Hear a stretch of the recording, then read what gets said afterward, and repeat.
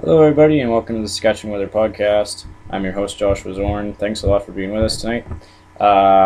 We've got a couple of great guests lined up for you tonight.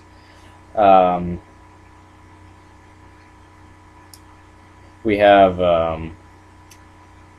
also have some interesting weather news to get to before we get started. Active weather today, mainly in Texas in the U.S. Currently there are no tornado warnings. I'm just looking at a picture on Twitter right now though from my buddy Jesse Walters, who's let me in on a very interesting signature on radar, but do stay tuned to local warnings if you're in that area, for sure. So we have a couple of great guests on tonight. First up is going to be Notanee Bourassa from Regina, who is a photographer and storm chaser and has a lot of really cool images. We'll post the link on the bottom ticker for you to check out some of those images if you want as well. Also want to encourage anybody who's, if you are a member or you're not already a member on SaskatchewanWeather.ca, you can sign up there as well, and by doing so you can actually post your own photos as well of weather, and you can actually see some of Notanee's on there as well. We're just getting hooked up with Notanee.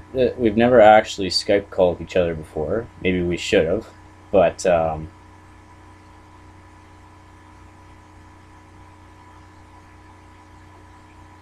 we'll just get this set up here.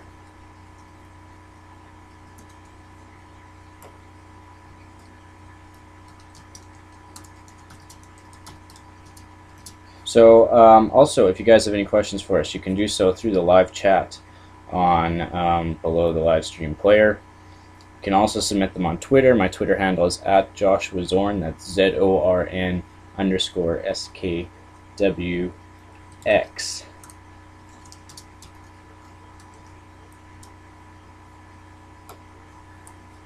So anywho, moving on here, we're also going to have Phil Skinner, who is from New Zealand, on again. We've had him on a couple of times, I believe.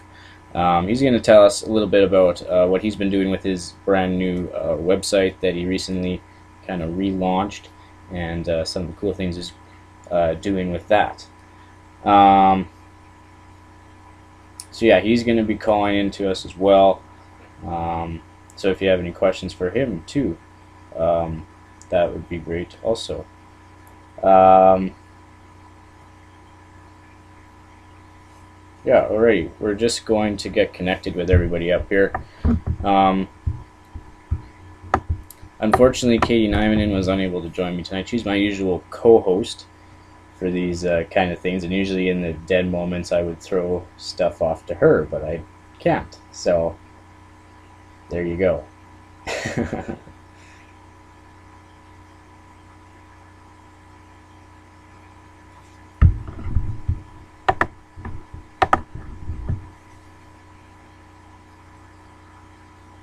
Um, so, who do we have on the chat here? I know we have Phil, who's already on. Phil, I might actually get you to sign in. If you can sign in on Skype now, then we're ready to go for that. We might take you first, and we'll go to Notanee if we can get this figured out.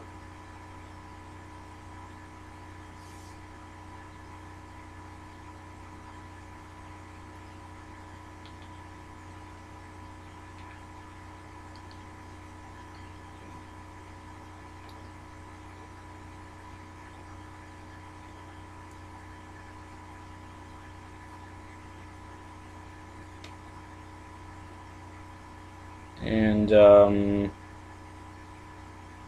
yeah, Notanee, I'm not sure why we can't get connected with you here. We'll try to figure that out as we go along.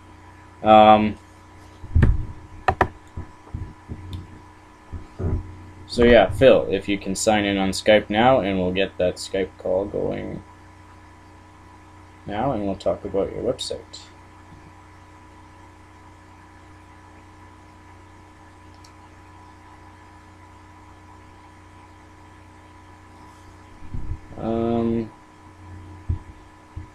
Yeah, okay, guys. You're telling me you set to my friend request here and everything, and for some reason I'm not seeing any of that, so I'm gonna sign out, sign back in. Sorry for the delay here, everybody.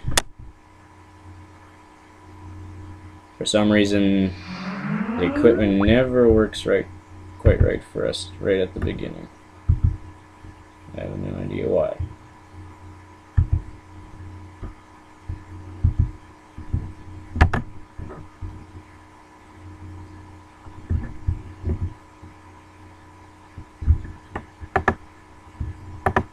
Phil, if you just want to try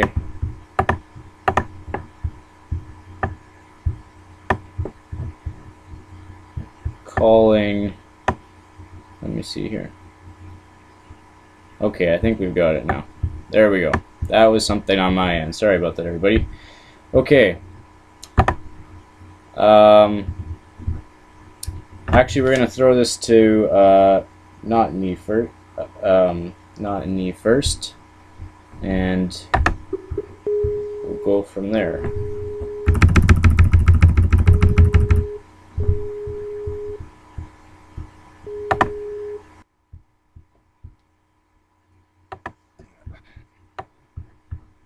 Hello. Hello, can you hear me? Yes, we can hear you all loud and clear. We can see you good. You probably won't be able to see me because I've got my other camera going here. But how are you tonight? I'm alive and well. So, for those of our viewers who may not know, can you give us a little bit of an introduction about yourself and what it is you do exactly? Okay, well, as a hobby, I am a storm chaser spotter for pleasure and for Environment Canada as a CanWarn certified spotter.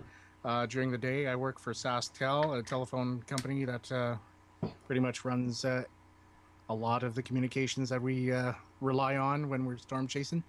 And I'm also a radio DJ on 91.3 FM CJTR on Friday nights from 10 until midnight. Very cool. So you're a man of many talents.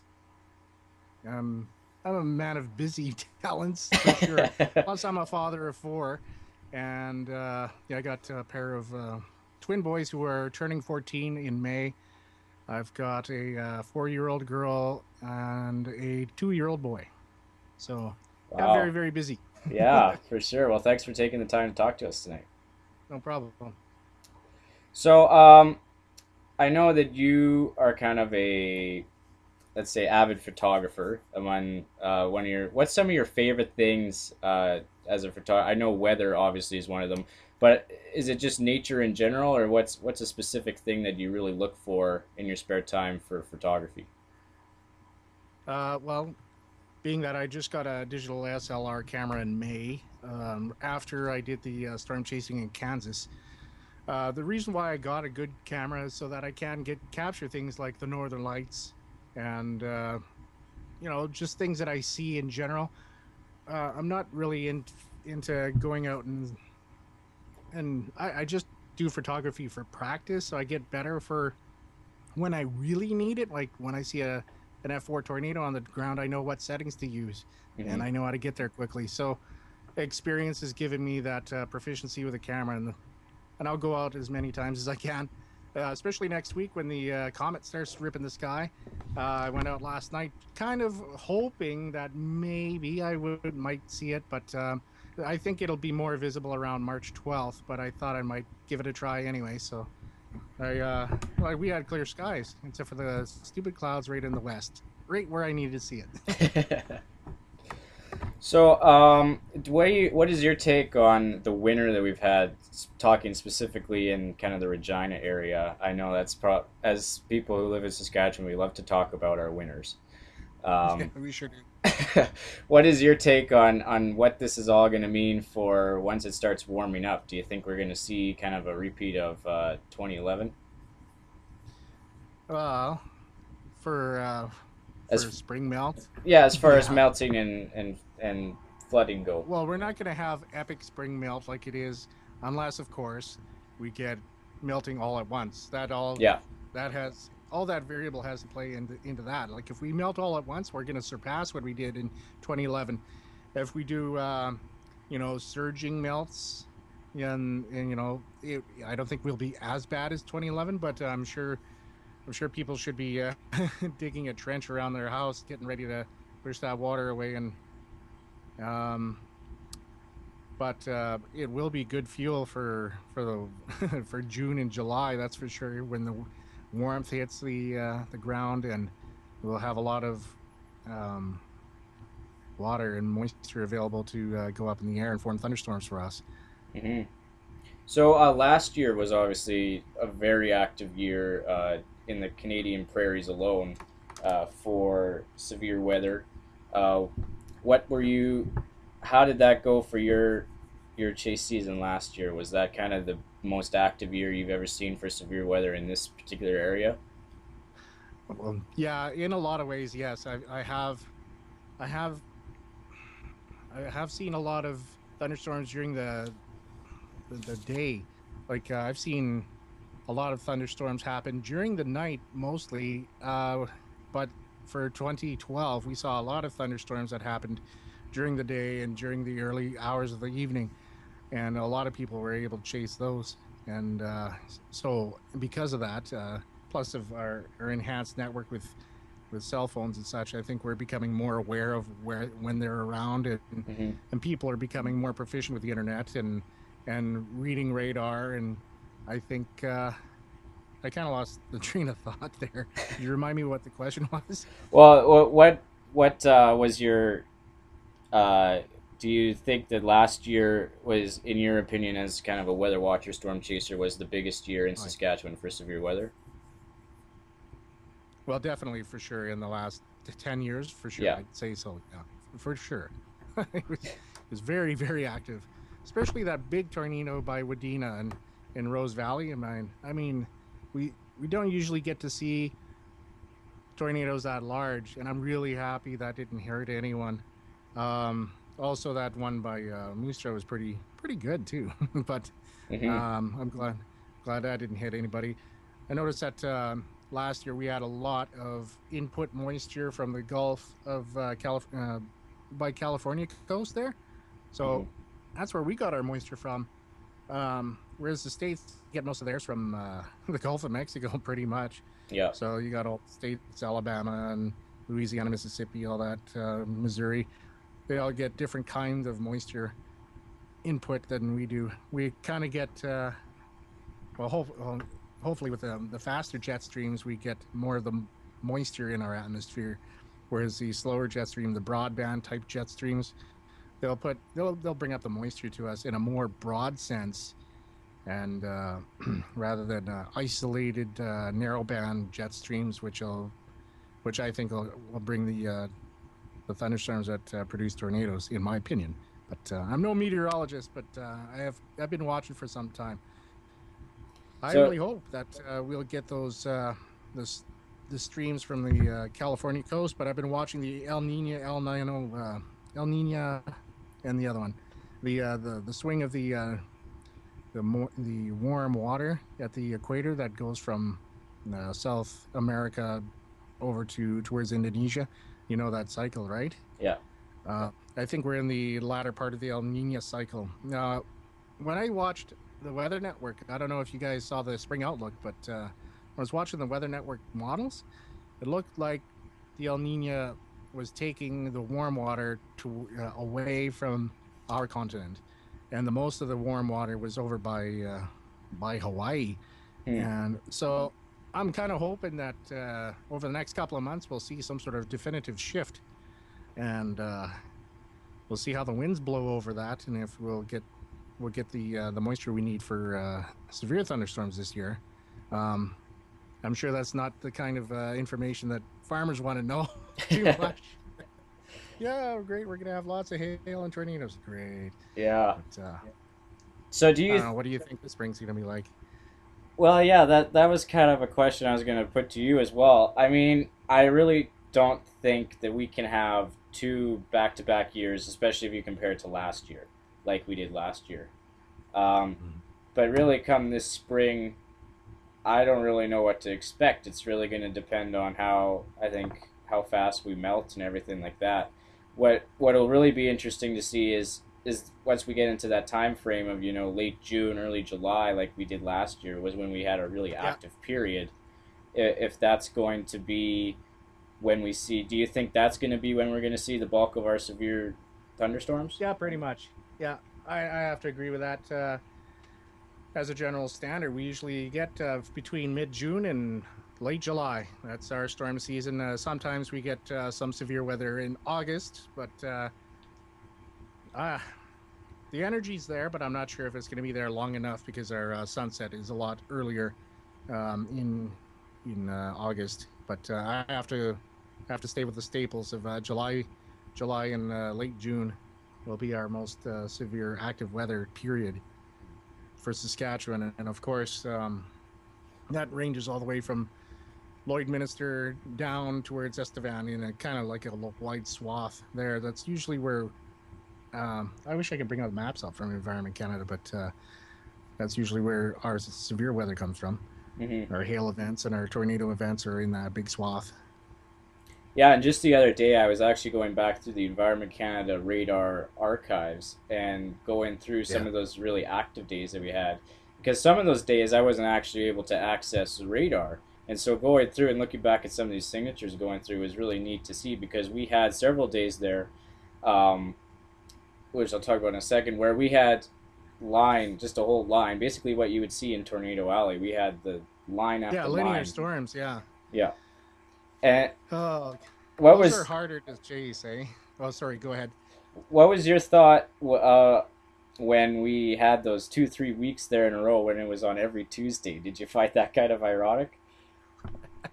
It was kind of funny. I mean, weather goes through a little cycle, and Yeah, yeah, it just happened to be Tuesday, Tornado Tuesday again. All right. yeah. I don't know. It's just chance. It's just the way it worked out. So, what are your? Do you have any kind of particular plans or new things that you're planning to do for this storm season?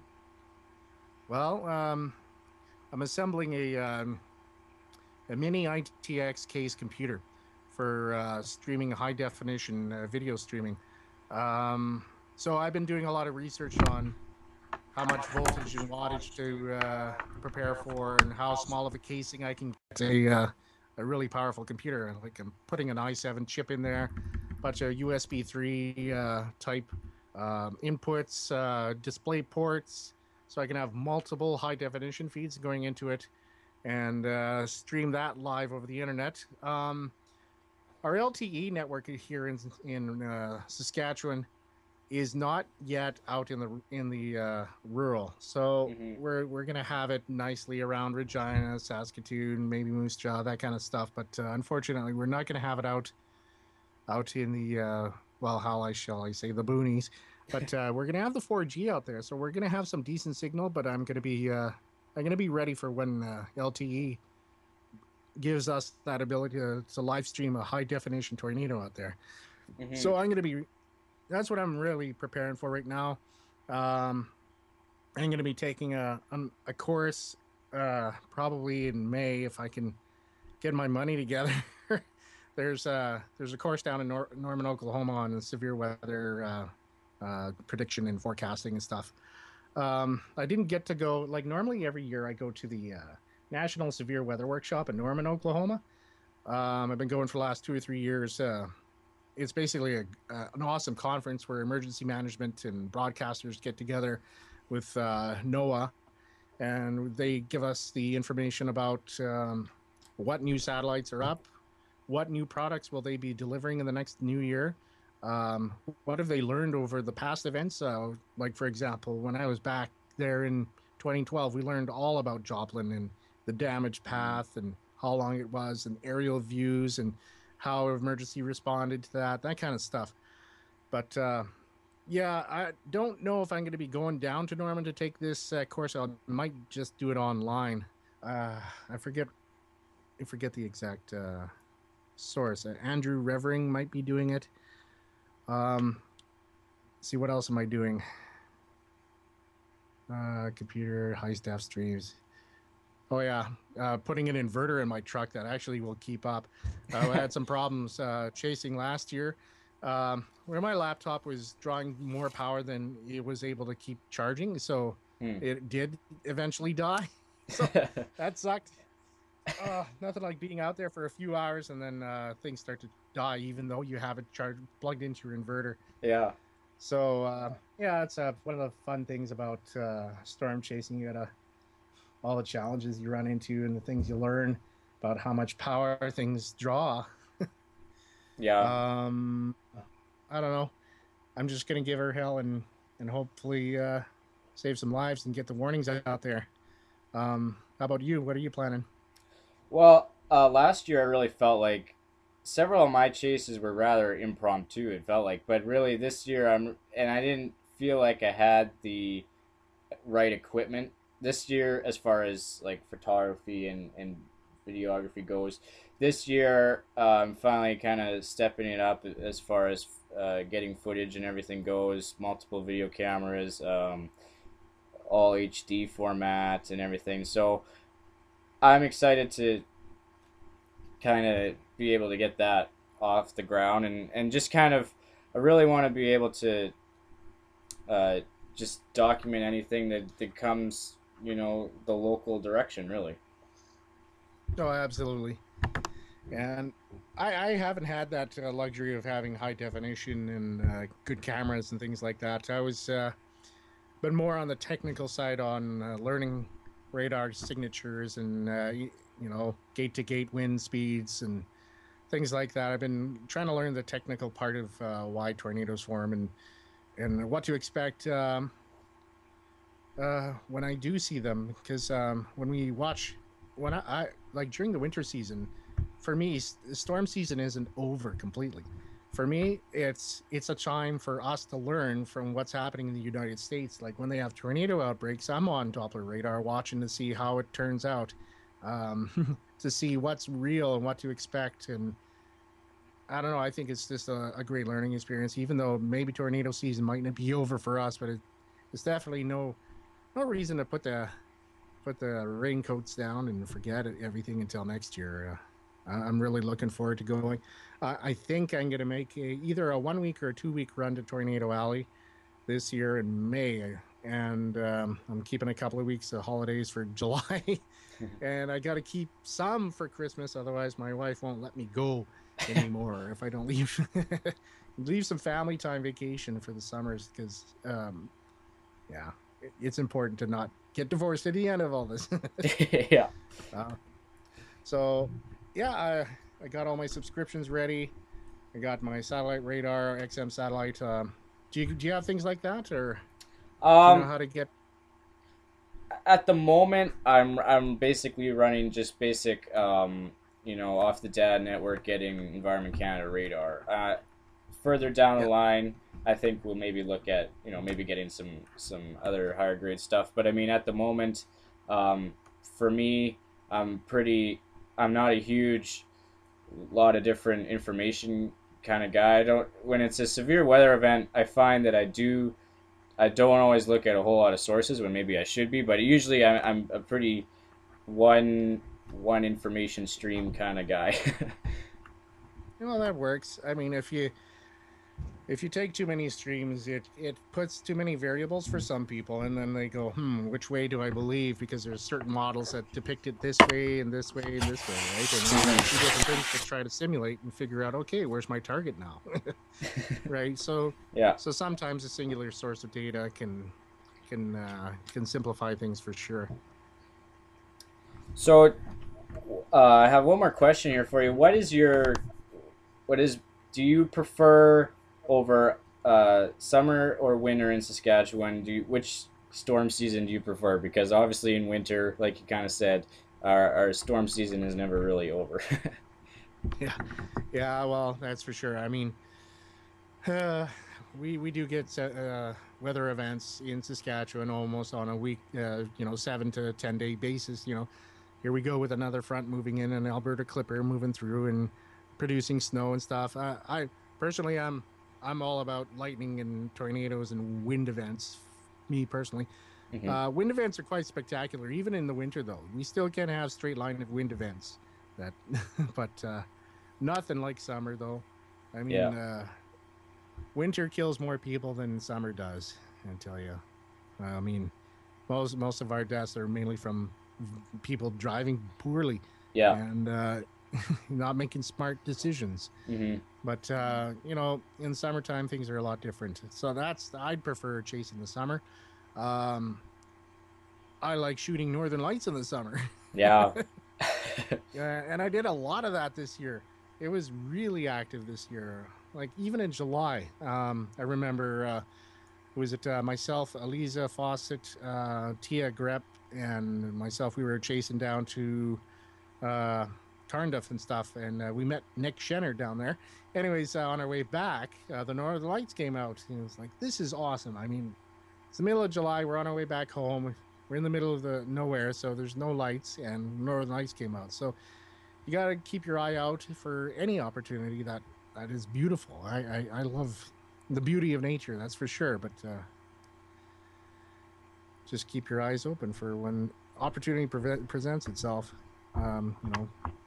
Don't forget lunar events. Sometimes there's lunar eclipses and solar eclipses. These are things that I never got to really watch when I was a kid, because I didn't have the equipment to do that. And now I do, so I'm kind of like a big adult with toys that want to go out and check this stuff out while I'm still young. Well, thanks a lot for joining us tonight. And if people want to follow you on Twitter, how can they find you there? Well, right now I've got a Twitter account. It's @DJ Hardwired.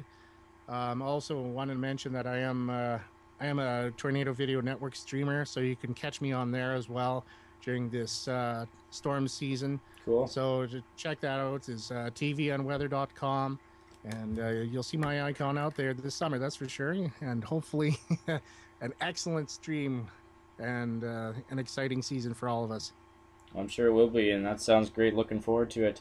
All right, thanks a lot for joining us, talking to us, and maybe we'll have to do it again, maybe after the storm season, and get a recap from you.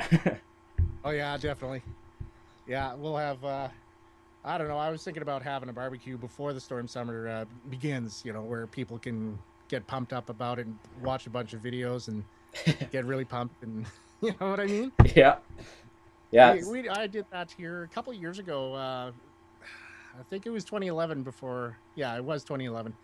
I held a storm chaser convention basically here in my house, where I had wireless switches and routers everywhere and projectors and stuff, so people could show off their stories, their storm stories, and how epic that chase was and what challenges there were. I had a flat tire and there's a tornado coming and blah blah blah. Things like that happen, and that's kind of what makes life interesting, is the challenges in between. If you smoothly go down and get a tornado and get out or whatever, I mean, it's an interesting story, but not as interesting when life decides to put challenges in front of you. Yeah. Anyways. All right. Smooth sailing, buddy. Yeah, you too. All right. Have a good night. We'll talk to you later. See ya.